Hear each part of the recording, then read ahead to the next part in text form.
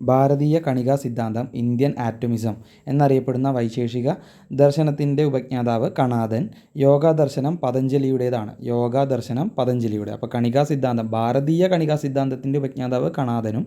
കണികാ സിദ്ധാന്തം നമുക്കറിയാം അല്ലേ, ആറ്റോമിക് തിയറിയുടെ ഉപജ്ഞാതാവ് ഡാൾട്ടനുമാണ്. അപ്പോൾ ഭാരതീയ കണികാ സിദ്ധാന്തം കണാദൻ, യോഗ ദർശനം പതഞ്ജലി.